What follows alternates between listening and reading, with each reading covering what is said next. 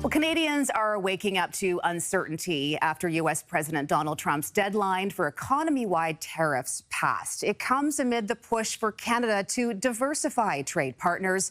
We're joined now by Samuel Roscoe, a UBC lecturer and expert in geopolitical disruptions and supply chain risk. Good morning. Thanks so much for being here. My pleasure. So much to talk about, but first we'll get your reaction to what's going on this morning. Trump has followed through with his tariffs, and here we are. Yeah, we've had this period of uncertainty, and now it's a reality. And, I think it's really sinking into businesses and to consumers that this is probably going to be the status quo for at least the next 4 years and probably beyond that. And in addition, Prime Minister Justin Trudeau is saying that the country is going to fire back, and Yes. we will see those impacts as well. So what are some of the immediate impacts that people can expect? Because people are waking up this morning, okay, the tariffs are here. What comes next? What can consumers expect? I think for consumers, probably the first impact is going to be around groceries. When you go to the grocery store, we are going to probably be paying higher prices on things like fruits and vegetables and possibly meat as well. That should come in relatively soon, especially with the reciprocal tariffs that Canada's putting in. I would say longer term, probably car prices will go up as a percentage.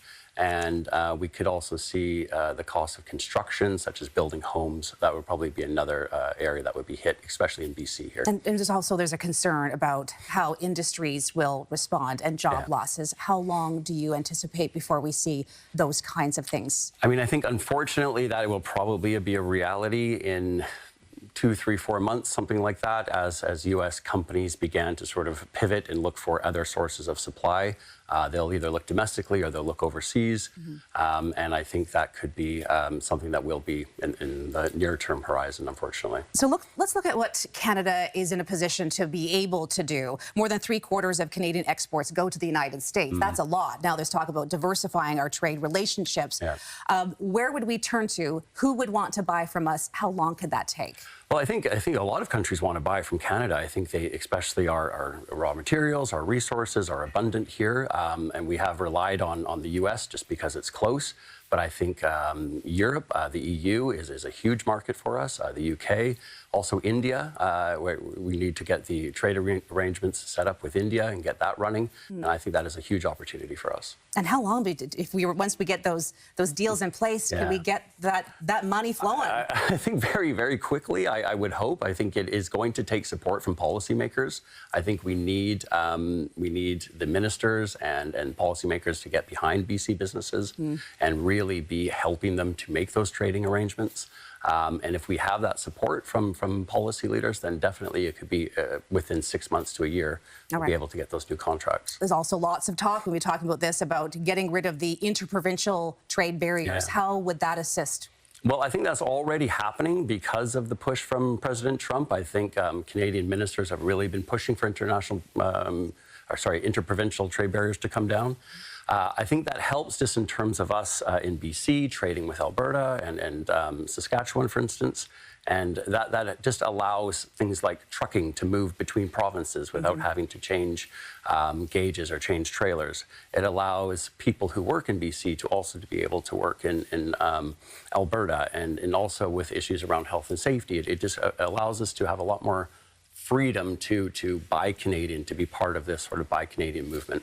Another strategy that you have suggested is for Canada to move up what you call the value chain. So rather than focusing on our raw materials and exporting those, to take our raw materials, manufacture them into products. How would that assist us? Well, I think, what we do in BC and in Canada, we're very good at extracting raw materials and processing them into semi-finished products, such as, sheets of aluminum that we send down to the United States.